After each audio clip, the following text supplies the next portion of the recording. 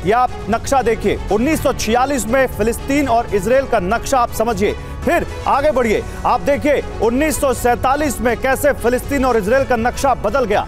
इसके बाद आप आगे बढ़िए, आप देखिए 1967, अब ये सफेद वाला हिस्सा इजराइल है और हरा वाला फिलिस्तीन है, आप समझिए। 2012 देखिए, सफेद वाला इजराइल है और हरा वाला फिलिस्तीन। और 2023 में क्या ये नक्शा और बदलेगा? क्या ये गाजा पट्टी का उत्तरी हिस्सा पर फिर से अब इस पर भी इजराइल का कब्जा हो जाएगा? क्या गाजा युद्ध से बदल जाएगा इजराइल का नक्शा? ये आज का सबसे बड़ा मुद्दा है। क्या दुनिया का भूगोल एक बार फिर बदल जाएगा? क्या इजराइल का नक्शा एक बार फिर बदल जाएगा? हम ऐसा क्यों कह रहे हैं कि इजराइल का नक्शा बदल जाएगा? आइए आपको कुछ थ्योरीज के जरिए समझाते हैं। इजराइल का नक्शा बदल जाने की थ्योरी नंबर 1, इजराइल लगातार गाजा पर अटैक कर रहा है और वहां पर वो रुक नहीं रहा है। नंबर 2, विदेशी नेता इजराइल आ रहे हैं लेकिन सीज फायर की अपील कोई नहीं कर रहा है। बाइडेन से लेकर सुनक तक आगे, लेकिन किसी से सीज फायर की अपील नहीं सुनी। नंबर 3, मिस्र, जॉर्डन फिलिस्तीन के लोगों को घुसने ही नहीं दे रहे हैं। वो कह रहे हैं कि हम अपने यहां एक भी शरणार्थी नहीं लेंगे, वो मदद को भी नहीं आ रहे हैं सामने। 57 मुस्लिम देश, OIC सिर्फ बातें कर रहे हैं। ईरान बड़ी बड़ी बातें कर रहा है, लेकिन ये हमला भी बदस्तूर जारी है और कहीं से कोई भी देश यहां लगता नहीं कि फिलिस्तीन के साथ लड़ने को खड़ा हो। लेबनान का अटैक बेअसर हो रहा है। हिजबुल्लाह की तरफ से जो अटैक हो रहे हैं वो लगता नहीं कि इजराइल की सेना पर कोई ज्यादा असर डाल पा रहा है। नंबर 6, रूस और चीन जो कि ईरान के समर्थक माने जा रहे हैं, फिलिस्तीन के समर्थक माने जा रहे हैं, उनमें वो आक्रामकता नहीं दिख रही जो यूक्रेन युद्ध के समय दिख रही थी। वो इतने आक्रामक नहीं है। तो इजराइल का नक्शा क्या बदल जाएगा? क्या यहां पर गाजा का नक्शा थोड़ा मिट जाएगा और किसी को कोई फर्क नहीं पड़ेगा? क्या इजराइल अपने मंसूबे में कामयाब हो जाएगा? क्या इजराइल जो जिस तरह से उसने 11 लाख लोगों को उत्तरी गाजा छोड़ने को कहा है, उसका क्या यह मकसद है कि गाजा का जो ऊपरी हिस्सा है, ये जो आप लाल घेरे में देख रहे हैं, क्या ये इजराइल के कब्जे में आ जाएगा? आज इसी पर बात करेंगे। इस पर बात करने के लिए मेरे साथ कुछ खास मेहमान होंगे और मेरे साथ इजराइल के लोग भी होंगे। आज आपको युद्ध पर इजराइल लाइव सुनने को मिलेगा और एक नहीं, कई सारे लोग इजराइल से जुड़ेंगे जो इजराइल के नागरिक हैं। लेकिन उससे पहले इस वक्त की बड़ी खबर आपको दिखाता हूं मैं। वेस्ट बैंक में भीषण जंग चल रही है। वेस्ट बैंक में भीषण जंग जारी। IDF और आतंकियों में भीषण बमबारी वहां पर हुई है। ये तस्वीरें देखिए कैसे इजराइल की सेना वहां वेस्ट बैंक की गलियों के सड़कों को बर्बाद करती हुई। बड़े बड़े बुलडोजर लेकर IDF वहां पहुंच चुकी है और बड़े बड़े बुलडोजर लेकर वो वेस्ट बैंक की सकरी गलियों में घुस गए हैं और उन सकरी गलियों में देखिए कैसे बुलडोजर वेस्ट बैंक को तबाह किए दे रहा है इजराइल का। ये आप देख सकते हैं। ना इन पर गोलियों का असर है, ना इन पर पत्थरों का असर है। ये तस्वीरें वेस्ट बैंक की है। IDF यानी इजराइल की डिफेंस फोर्सेज वहां बढ़ चली हैं इजराइल में और देखिए कैसे वेस्ट बैंक में इजराइल की फोर्सेज और वहां क्या हाल है आप देखिए। अब आपको एक और खबर दिखाता हूं मैं। गाजा में आपको ये तस्वीर में एक और तस्वीर इसी की दिखाता हूं। गाजा में तो हमला हो ही रहा है, लेकिन वेस्ट बैंक में क्या हालात है ये भी देखिए। वेस्ट बैंक में भी all is not well. West Bank में भी कई सारे लोगों की मौत हुई है। वहां भी रह रहकर गोलाबारी की आवाज आ रही है, वहां भी धुआं उठता दिख रहा है। इसी बीच देखिए एक और बड़ी खबर। गाजा में बेकरी पर हमले का एक वीडियो सामने आया है। गाजा में बेकरी पर हमले का वीडियो, हमले का CCTV फुटेज सामने आया है। इजराइल के हमले में कई लोग घायल हुए थे। यह एक CCTV फुटेज है। ये देखिए एक बेकरी में गाजा पर कैसे अटैक हुआ। गाजा की यह बेकरी है और वहां पर इजराइल के हमले का यह फुटेज देखिए।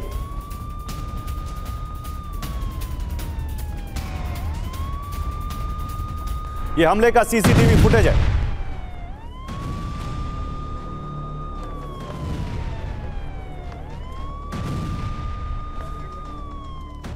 इस पर बात करने के लिए आज मेरे साथ, जैसा कि मैंने बताया, युद्ध पर इजराइल लाइव होगा। उनसे तो आपका तारुफ कराऊंगा, लेकिन अपने पूरे पैनल से आपका तारुफ कराता हूं। Major general VK Datta as defence expert मुझे ज्वाइन कर रहे हैं। Professor AK Pasha Middle East के एक्सपर्ट हैं, वो हमारे साथ जुड़ेंगे। लेकिन इजराइल से कौन जुड़ रहा है? ये जो नीचे आप बैंड देख रहे हैं, युद्ध पर इजराइल लाइव, कौन है? आज मेरे साथ इजराइल से समांता और हर्जील हैं। और हर्जील तो इजराइल की फोर्स में रह चुके हैं, IDF के पूर्व सैनिक हैं। समांता वॉलेंटियर हैं, वो हमारे साथ लाइव जुड़ रही हैं। स्वागत है आप लोगों का। मेरे साथ जैकलीन सोलोमन है। जैकलीन इंडियन ओरिजिन की इजरायली नागरिक हैं, हिंदी बोल सकती हैं और वहां बहुत मदद कर रही हैं। उनसे बात करेंगे। और मेरे साथ थोड़ी देर में जैकब जुड़ने वाले हैं, जो वहां इजराइल के नागरिक हैं, हिंदी बोलते हैं, भारत से कनेक्शन है और लगातार वहां पर वो लोगों की मदद कर रहे हैं। उनसे भी बात करेंगे। आप सभी लोगों का स्वागत है। लेकिन मैं सबसे पहले जनरल दत्ता एक छोटा सा कमेंट आपसे लेना चाहता हूं, फिर मैं इजराइल के लोगों के पास जाऊंगा। आज इजराइल के लोग बोलेंगे और दुनिया सुनेगी। पहले मैं आपके पास आऊं उससे पहले 3 तस्वीरें दिखा देता हूं। वेस्ट बैंक में आमने सामने की जंग देख लीजिए। वेस्ट बैंक में आमने सामने की जंग तो मैं आपको दिखा ही रहा हूं। ये इजरायली टावर पर हिजबुल्लाह के रॉकेट कैसे आ रहे हैं और कैसे ये घूम घूम कर जा रहे हैं, ये आप देखिए।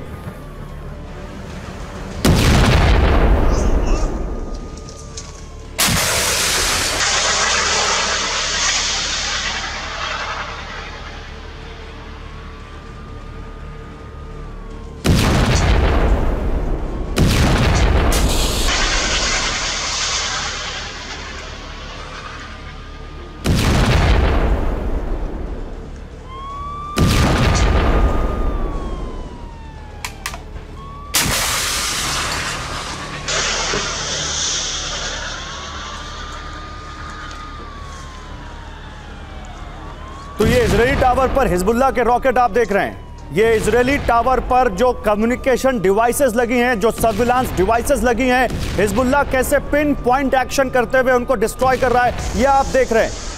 ये आप इस वक्त देख रहे हैं यहां पर, ये तस्वीरें हम दिखा रहे हैं।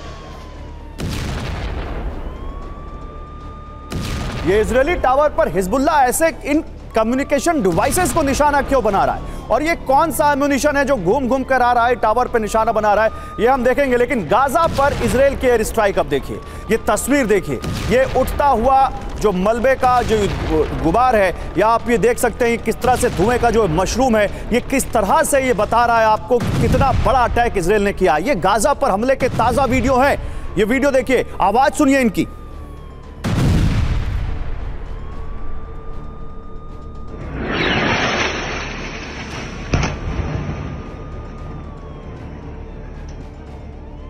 गाजा पर इजराइल की एयर स्ट्राइक का वीडियो आप देख रहे हैं। लगातार आज 13वें दिन भी गाजा पर इजराइल कुछ इस तरह से बॉम्ब गिरा रहा है। डरा देने वाली तस्वीरें हैं ये तस्वीरें हिला देने वाली हैं और ये रियल तस्वीरें हैं इजराइल की गाजा पर अटैक की।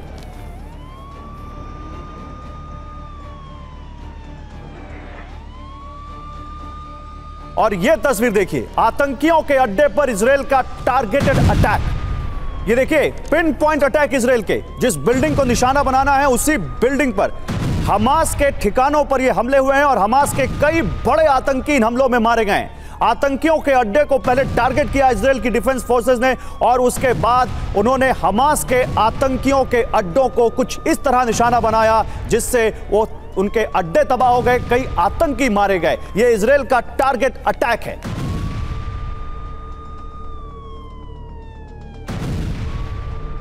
तो देखिए, तमाम मेहमान हमारे साथ जुड़ चुके हैं और सीधे चलते हैं यहां पर जनरल दत्ता के पास। जनरल दत्ता, ये जो हम आज बात कर रहे हैं, इजराइल का नक्शा बदल जाएगा। इस इजराइल के नक्शे में जिस तरह से लगातार बदलाव हुआ है समय के साथ, क्या आपको भी लगता है कि ये वक्त आ चुका है कि यहां पर एक बार फिर से नक्शा बदलेगा? देखिए, ऐसा है कि जहां तक इजराइल के नक्शे की सवाल है, 1948 के बाद 1967 में जो अटैक हुआ, जो 6 डे वॉर जाना जाता है, उसमें इजराइल ने सीरिया, इजिप्ट और जॉर्डन और इराक की सेना के साथ लड़ाई करके, ये वो समय है जब इन्होंने गाजा के ऊपर कब्जा किया इजराइल ने, और 40 बरस तक गाजा के ऊपर कब्जा रहा इजराइल का और यहाँ पे इनकी सेटलमेंट भी बन गई। उसके बाद 2005 में जो एरियल शैरन थे इजराइल के प्रधानमंत्री, उन्होंने एक यूनिलैटरल फैसला लिया कि भाई चलो पैलेस्टीनियन को हम एक आज़ादी देते हैं ताकि वो अपना एडमिनिस्ट्रेशन कर पाएं। तो उन्होंने यूनिलैटरल विड्रॉल किया गाजा से और उनके सेटलर्स को भी वहाँ से निकाला, बल्कि इजरायली डिफेंस फोर्सेस ने अपने सेटलर्स को ज़बरदस्ती निकाला वहाँ से, अपना गाजा से। अभी जो माहौल पैदा हुआ है हमास के हमले के बाद, अभी इजराइल दोबारा इस इलाके को क्लियर करेगा, हमास को डेफिनेटली ख़त्म करेगा ताकि दोबारा ऐसा हरकत ना कर पाएँ। उसके लिए हो सकता है कि उसको अभी नॉर्थ गाजा से शुरू करके उसको क्लियर करके। अच्छा, मैं यही पूछ लेता हूँ सीधे, जो आप नॉर्थ गाजा को क्लियर करने की बात कर रहे हैं, हर्जील, आप तो इजराइल की सेना में रह चुके हैं ना, आप तो इजराइल की सेना को समझते हैं। आप सीधे हमें वहां से ज्वाइन कर रहे हैं, क्या आपको भी लगता है कि नॉर्थ गाजा अब इजराइल के कब्जे में आने वाला है? इजराइल का, मुझे नहीं लगता कि इजराइल का कोई ऐसा इरादा है क्या गाजा को कब्जे में ले। हाँ। उनको इरादा सिर्फ इतना है कि हमास को जड़ से खलास करना चाहिए, जरूरी है, खत्म करना चाहिए, क्योंकि गाजा में जो छुपा हुआ है हमास, वही सब इसकी जड़ है, जो सब मुस्लिम देशों में फंसा हुआ है, ये है, उसका नाम है हमास। तो इसको उखाड़ना ये इजराइल का मेन मकसद रहेगा। हमास को उखाड़ना इजराइल का मेन मकसद रहेगा। जैकलिन, आपको क्या लगता है? आप भी इजराइल से हैं। मैं भी यही सोचती हूँ, मुझे नहीं लगता कि इजराइल को वापस गाजा कब्जा करने का ये इरादा है। सिर्फ हमास को अपने पोजीशन से निकालने का, वो वापस हम जो अब गुजर चुके हैं पिछले 15 दिनों में, जो 7 अक्टूबर को हमारे साथ हुआ, ये सब हम कभी वापस नहीं होने देना चाहिए। ये मैं 26 साल से इजराइल में रह रही हूँ, ऐसे बहुत से ऑपरेशंस हुए हैं हमास की तरफ से, 4 या 5 बार एटलीस्ट अनफॉर्चुनेटली मैंने एक्सपीरियंस किया है, लेकिन जो कुछ अभी एक्सपीरियंस किया है वो कभी नहीं था। हमेशा हमने बोला, हमेशा हम 2-3 दिन की लड़ाई करके चुप बैठते। इस बार हमें हमास वापस नहीं। आप जहां से हैं वो गाजा से कितना दूर है? आप जहां से जुड़ी हुई हैं? 40 किलोमीटर। 40 किलोमीटर। हमारे यहाँ पर दिन में एटलीस्ट 2 बार साइरेंस होते हैं, रॉकेट्स आते रहते हैं 2 बार एटलीस्ट, इफ नॉट मोर। आपके शहर पे भी रॉकेट आते रहते हैं, तो फिर क्या करते हैं आप? जैसे रॉकेट्स आते हैं, हम हर घर में यहाँ पर बाय लॉ एक शेल्टर रूम होता है, तो हम सब पूरी फैमिली के साथ में वो शेल्टर रूम में दौड़ के चले जाते हैं, जहाँ पर हमने नेसेसिटीज रखी हुई हैं, कभी कुछ मिनटों के लिए तो कभी कुछ घंटों के लिए हमें वहाँ पर रहना पड़ता है।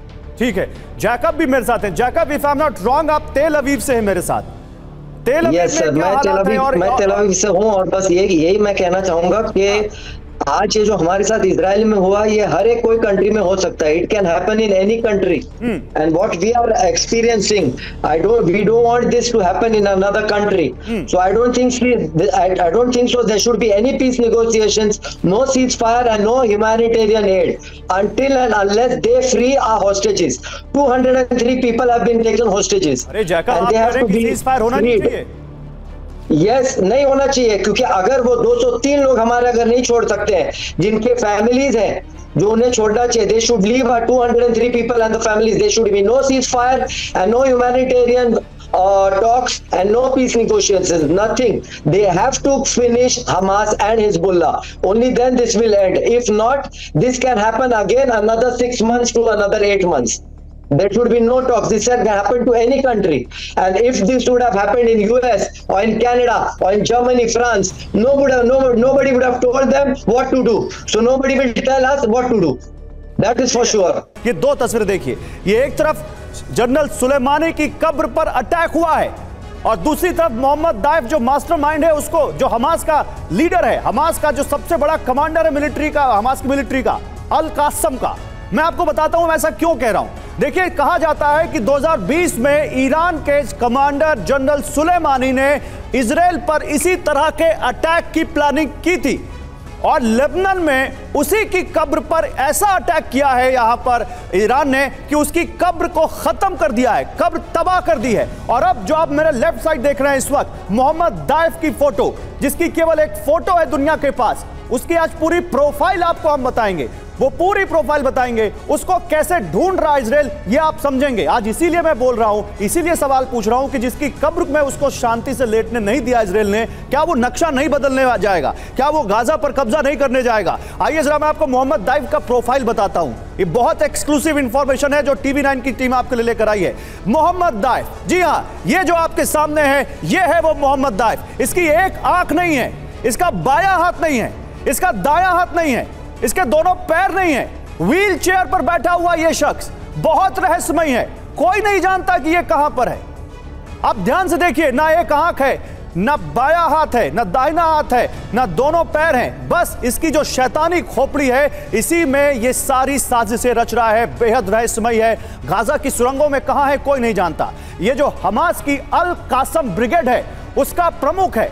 मोसाद ने 7 बार इसको मारने की कोशिश की है, 7 बार, लेकिन अभी तक मोसाद इसको मारने में कामयाब नहीं हुई है। गाजा के इस्लामिक विश्वविद्यालय से इसने पढ़ाई की, पहले इंतिफादा में 20 साल की उम्र में जेल गया ये, और 1400 लोग जो आज हमास के हमले में मारे गए उसका जिम्मेदार यही शख्स बताया जा रहा है। ये जो मोहम्मद दाइफ आप देख रहे हैं यही इसका जिम्मेदार बताया जा रहा है। डॉक्टर पाशा, तो जिसको कब्र में नहीं लेटने दिया इजराइल ने, जिसके लिए वो इतना बेकरार है उसको ढूंढने के लिए 7 बार जिसको मारने की कोशिश की, वो इजराइल क्या अब उस उत्तरी गाजा पर कब्जा नहीं कर सकता जहां से उसने लोगों को कहा है कि गाजा छोड़ दो?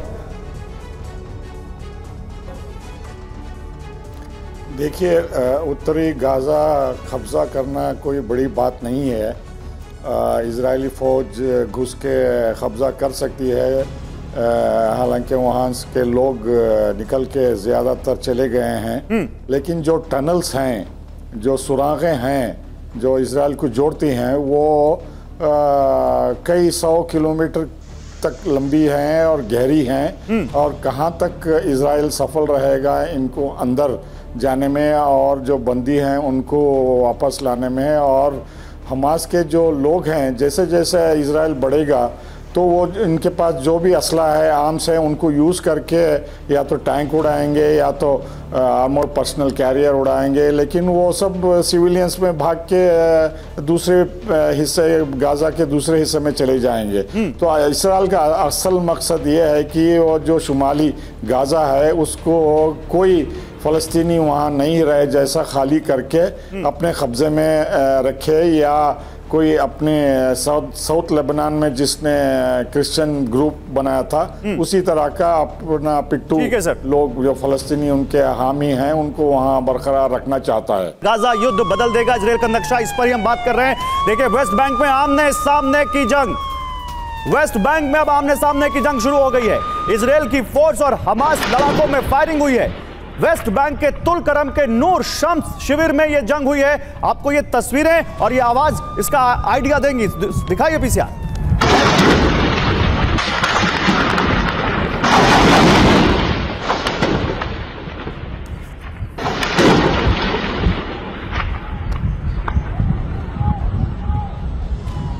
तुलकरम से एक और खबर है।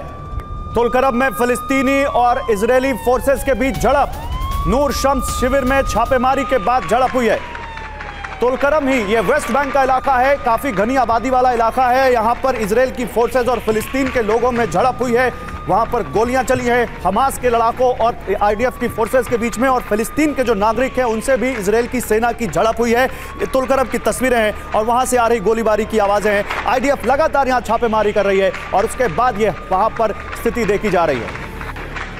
लेकिन केवल अगर आपको लगता है कि गाजा युद्ध इजराइल तक ही सीमित है तो ऐसा नहीं है। ये देखिए ग्राफिकल रिपोर्ट और आपके सामने, गाजा युद्ध की चिंगारी कहां तक? गाजा युद्ध की चिंगारी लेबनान तक है।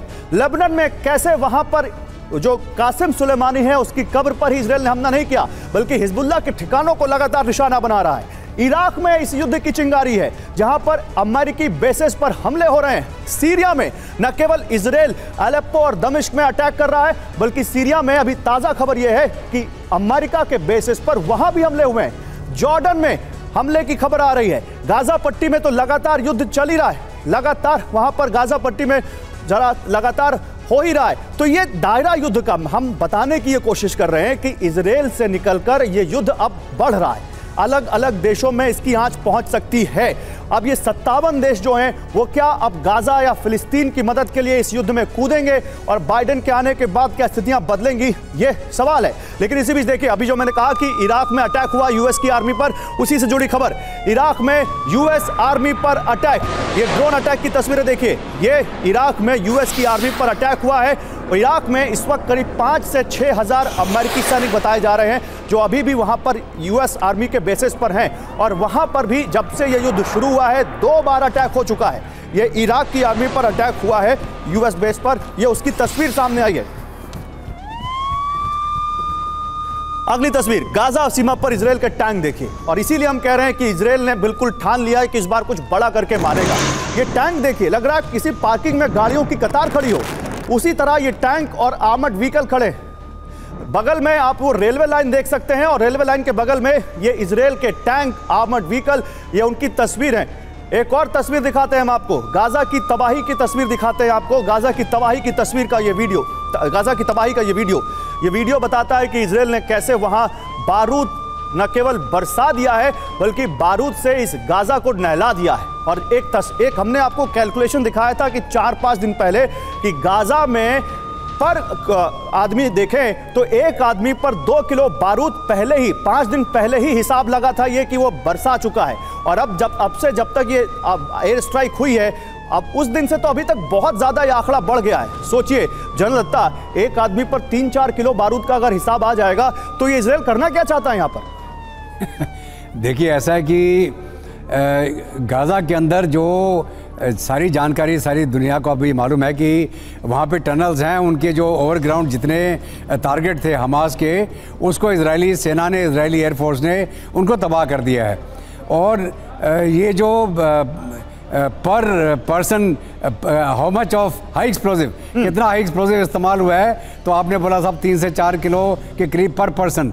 तो इतना बड़ा बारूद जो जितनी तबाही ऊपर हुई है अबव द सरफेस वो हो गई है। और जो टनल्स को भी इफेक्ट करने के लिए जो इनके जो डीप पेनिट्रेटिंग बॉम्ब होते हैं, जो कम से कम नीचे जाके 500 पाउंड का बॉम्ब होता है, वो टनल्स को भी बर्बाद करता है। तो इस प्रकार की कार्रवाई इजरायली एयरफोर्स कर रही है और इस पूरे एरिया को सॉफ्टन करने के बाद ही जो इजरायली लैंड फोर्सेस है वो एंटर करेंगे। चलिए ठीक है, आपकी इस स्ट्रैटेजी को मैं आगे भी आप इस पे बात करूंगा, लेकिन समानता अभी आपसे बात नहीं हो पाई। आप तो वॉलेंटियर हैं, लोगों की मदद कर रही हैं, जरा बताइए ये जो हम इतना ज्यादा युद्ध दिखा रहे हैं गाजा पर और इजराइल में, आपके यहाँ आपके शहर पर इसका क्या असर पड़ रहा है? हमारे शहर पे फिलहाल तो कोई भी असर नहीं है, सिर्फ लोग आ रहे हैं अश्केलोन साइड से, पूरा गाजा के आसपास जो 40-80 किलोमीटर तक जो गांव है वहां के लोग आ रहे हैं, होटल्स में घर ढूंढ रहे हैं इधर रहने के लिए, एटलीस्ट जब तक वॉर नहीं खत्म होती। और आप एग्जैक्टली किस लोकेशन से हैं? क्योंकि हम ये जानना चाहते हैं कि जहां पर आप हैं वहां पर अगर असर नहीं तो कौन सी जगह है वो क्या गाजा के पास की है, गाजा की दूर की है? इजिप्ट और जॉर्डन बॉर्डर के बीच में हम लोग। इजिप्ट और जॉर्डन बॉर्डर से आप हमें ज्वाइन कर रहे हैं। अच्छा, उधर नीचे वाला हिस्से से राफा के आसपास, वो राफा बॉर्डर पर कह रहे हैं कि बहुत ज्यादा लोग चाहते हैं कि वहां उसको खोल दिया जाए। आप चाहते हैं खोल दिया जाए? राफा आप रफिया बॉर्डर के भी नीचे जी, एकदम साउथ पूरा रेड सी पे। ओके, तो वहां पर क्या इजराइल आप गाजा के से जो इजरायली आए हैं वो आ रहे हैं आपके पास? गाजा के अंदर के नहीं, गाजा के बाहर के जो है वो आ रहे हैं। तो उनकी आप लोग मदद कर रहे हैं? सेंटर ये टूरिस्ट सिटी है, जैसे टेल अवीव इंडिया की मुंबई है, तो हम लोग इजराइल की मुंबई है, गोवा है। हमारी सिटी गोवा बोली जाती है इजराइल की। अच्छा हर्जिल, एक वीडियो दिखाना चाहता हूं, लेकिन यहाँ पर एक सवाल मैं पूछना चाह रहा था आपसे। एक अस्पताल पे जो अटैक हुआ है उसको लेकर बहुत कहा जा रहा है कि इजराइल ने यहाँ मासूमों को मौत के घाट उतारा। इस पर आप इजराइल के लोगों का क्या मानना? मैं आ रहा हूँ जैकब, अभी आ रहा हूँ, आप बोलिएगा। बोलिए हर्जिल। इसके बारे में देखा, मैंने भी कुछ वीडियो दिखाई दिए, क्या गाजा के हॉस्पिटल पे अटैक हुआ, लेकिन देखा तो उनका ही मिसाइल उनके ही तरफ पलट गया।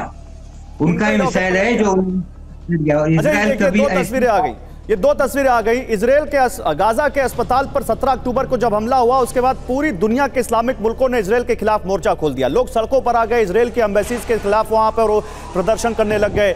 लेकिन उससे 6 दिन पहले, ये जो मेरे आप दाहिने तरफ देख रहे हैं, उससे 6 दिन पहले इजराइल के एक अस्पताल पर एश्केलोन में हमला हुआ था 11 अक्टूबर को। इजराइल ने ये तस्वीरें रिलीज की हैं और वो सवाल पूछ रहे हैं कि हमास के इस अटैक पर दुनिया क्यों चुप है? हमारे अस्पताल में भी तो लोगों को निशाना बनाया गया, हमारे अस्पताल में भी तो कुछ इस तरह से आग लगी। यानी एक तो वो कह रहे हैं कि इजराइल ने इस गाजा के अस्पताल पर अटैक किया नहीं, ये उनका मिसफायर है, उनका रॉकेट खुद उन पर गिरा। और दूसरा, यहां पर इजराइल कह रहा है कि हमारे अस्पताल पर जब हमास ने अटैक किया तो दुनिया क्यों चुप थी? फिलिस्तीन के राष्ट्रपति से जुड़ी हुई पीएम मोदी ने महमूद अब्बास से बात की है। महमूद अब्बास से, फिलिस्तीन के राष्ट्रपति से प्रधानमंत्री नरेंद्र मोदी ने बात की है। बहुत बड़ी खबर, प्रधानमंत्री नरेंद्र मोदी ने फिलिस्तीन के राष्ट्रपति महमूद अब्बास से बात की और कहा कि अस्पताल में लोगों की मौत का दुख है, फिलिस्तीन के लिए मदद जारी रखेंगे, ये कहा है प्रधानमंत्री नरेंद्र मोदी ने। पीएम मोदी ने महमूद अब्बास से बात की है। जैकलिन, मैं एक छोटा सा यहाँ पर आपसे सवाल लेना चाहता हूँ। यहाँ पर मासूमों की जो मौत हुई है, उस अस्पताल में जिस तरह से मासूमों की वो तस्वीरें आई हैं, इस पर इजराइल के नागरिक क्या सोचते हैं? हम लोग का पूरा विश्वास है, हम सभी लोगों का पूरा विश्वास है कि ये इजराइल की तरफ से नहीं हुआ है। हाँ। आपने अभी हमने तस्वीरें देखी, जब इजराइल बॉम्ब छोड़ता है ऊपर से अपनी हवाई जहाजों से, तो एक बड़ा होल हो जाता है, बहुत बड़ा धुआं होता है, और वही आप देखिए ये रॉकेट सर्टेनली रॉकेट मिसफायर है। ना ही हमने इसके वीडियोस देखे हैं जो अस्पताल के पीछे से भेजा हुआ रॉकेट था, जो अस्पताल पे जाके गिरा हुआ है।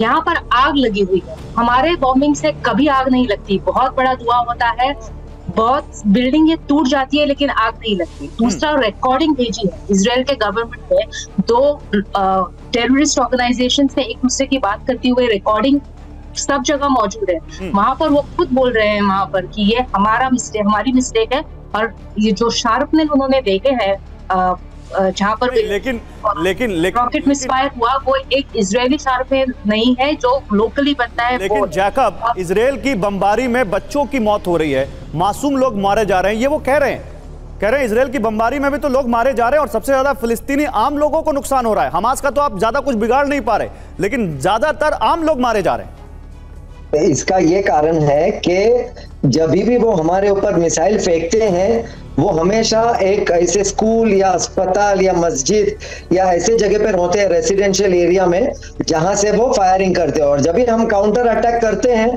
तो उनको पता है उसमें उनकी भी जान को जोखिम है। एट द सेम टाइम बाकी के जो लोग हैं आसपास, अगर वो अस्पताल है या कॉलेज है, स्कूल है या मस्जिद है, तो वहां पे कुछ सिविलियंस की मारे जाने की आशंका है, तो वो हिसाब से वो हमेशा ये करते हैं। ये पहली बात। सेकंड थिंग, जो उनके हॉस्पिटल पे उन्होंने किया, ये तो क्लियर प्रूफ है कि कहां से हुआ। ये पहली बार नहीं हुआ है, कितने बार उन्होंने अपने एरिया की तरफ से उन्होंने मिसाइल फेंका है, और वो जब भी उन्होंने लॉन्च किया वो वहीं के वहीं फटा है। तो it is not the first time, ये पहली बार नहीं हुआ है, और पूरी दुनिया चुप है। जब यही सेम चीज हमारे इजराइल के हमारे हॉस्पिटल पे हुई तो किसी ने कोई आवाज नहीं उठाई।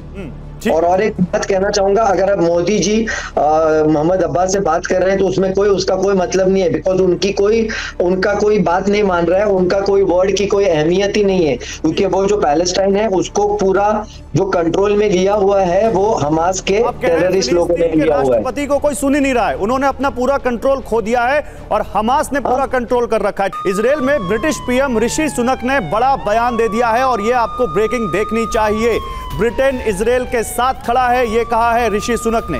इजराइल की रक्षा के अधिकार का समर्थन करते हैं, ये ऋषि सुनक ने कहा। ऋषि सुनक आज इजराइल में थे, कल बाइडेन इजराइल में थे, आज ऋषि सुनक इजराइल में थे।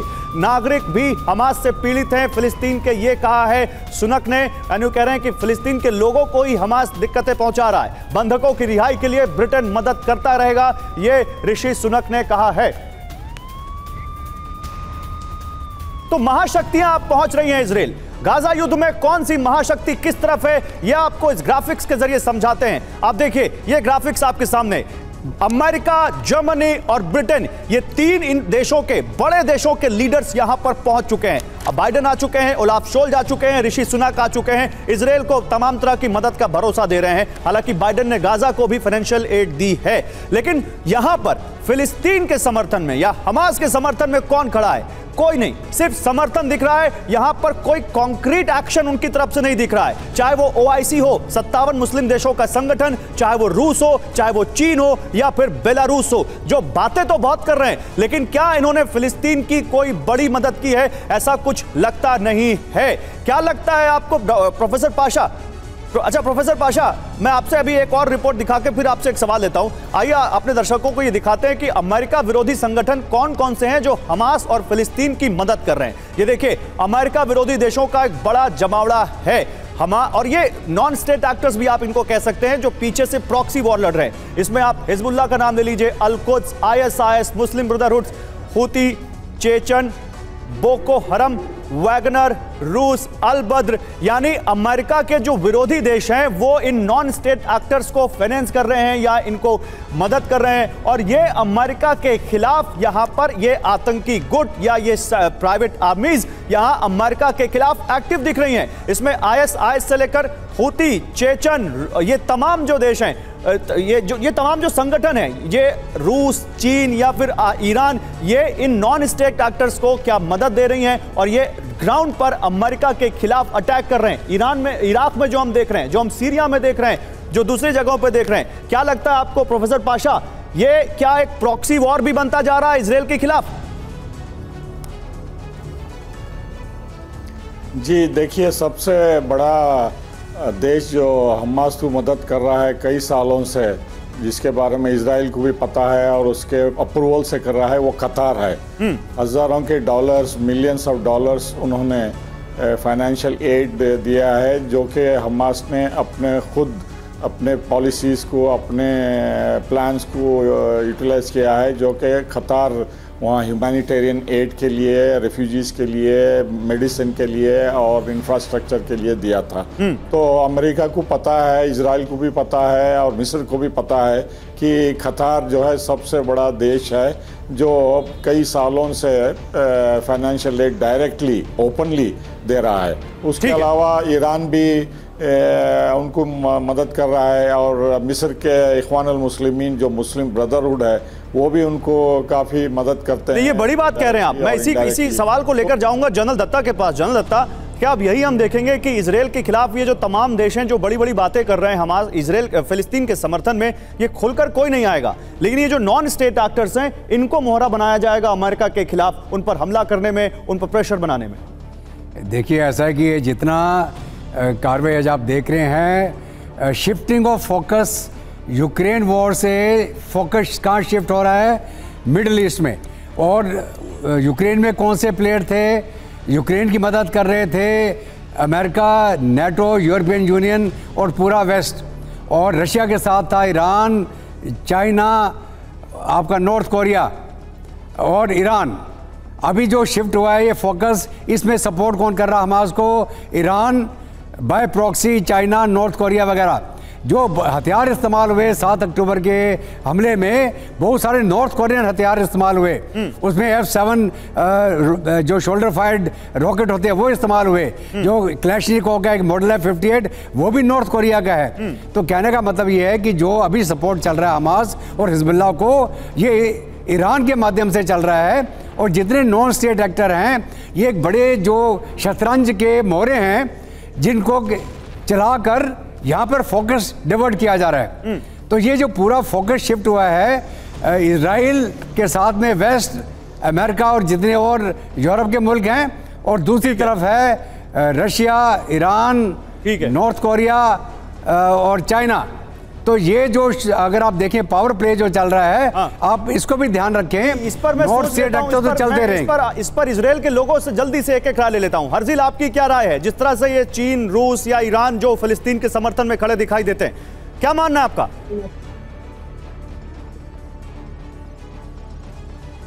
हर्जिल, can you hear me?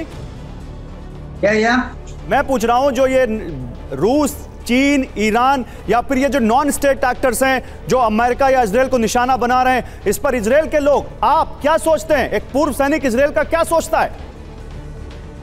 Israel तो कुछ सोचता नहीं। इजराइल तो बोलता है कोई भी आए हम देखा जाएगा, क्योंकि ये डरने वाले लोगों में से नहीं है। इजराइल देश छोटा देश है लेकिन बहुत ताकतवर देश है।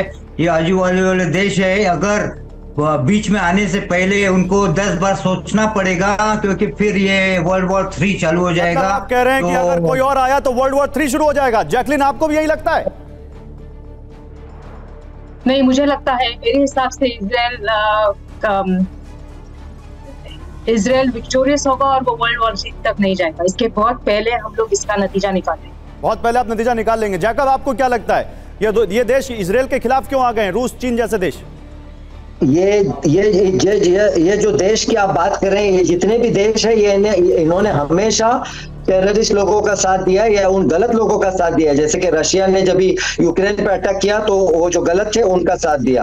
आज असाद ने जो सीरिया में किया उनका साथ दिया। आज जो हमास इजराइल के साथ कर रहा है, पैलेस्टाइन को आगे करके जो उनका साथ दे रहे हैं, तो मेरे हिसाब से जो भी इनका सपोर्ट कर रहे हैं वो सारे टेररिस्ट है। और पूरे दुनिया में मैं यही कहना चाहूंगा, जो भी इनका सपोर्ट कर रहे हैं, आज उनके देश में भगवान न करे ऐसा कुछ हो जाए तो उनको समझना चाहिए किसका सपोर्ट करें और किसका सपोर्ट नहीं करें। पैलेस्टाइन और हमास की दो अलग अलग चीजें। लेकिन उससे पहले मैं कुछ दिखाना चाहता हूं। एक वीडियो आया है, वो वीडियो दिखाना चाहता हूं जल्दी से, बल्कि 2-3 वीडियो मैं अपने दर्शकों को दिखाना चाहता हूं। इस वॉर से जुड़ा हुआ ईरान की धमकी वाला वीडियो है, जो मैं बात कर रहा था कि कैसे ये देश यहां पर अब ईरान के इजराइल के खिलाफ, फिलिस्तीन के या हमास के समर्थन में है। ये देखिए, ये ईरान ने अपनी मिसाइलों का प्रदर्शन करके यहां पर एक धमकी दिया है। सीधा सीधा मैसेज है इजराइल को कि हम यहां पर इस तरह फिलिस्तीन की मदद कर सकते हैं।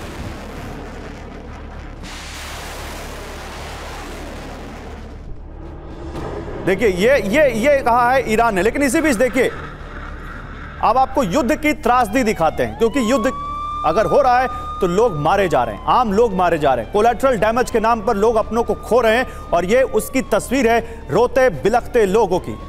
एक और तस्वीर, उजड़े घरों से तबाह लोग।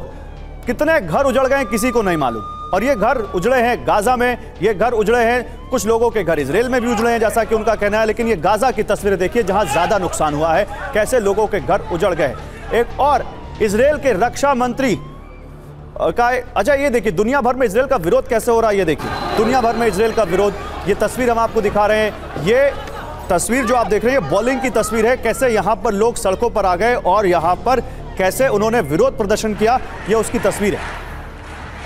तो फिलिस्तीन के समर्थन में इजराइल के खिलाफ कैसे दुनिया भर में प्रदर्शन हो रहा है, यह भी आपको हम दिखा रहे हैं। लेकिन इसी बीच एक बड़ी खबर आ रही है, एक बड़ी खबर आ रही है।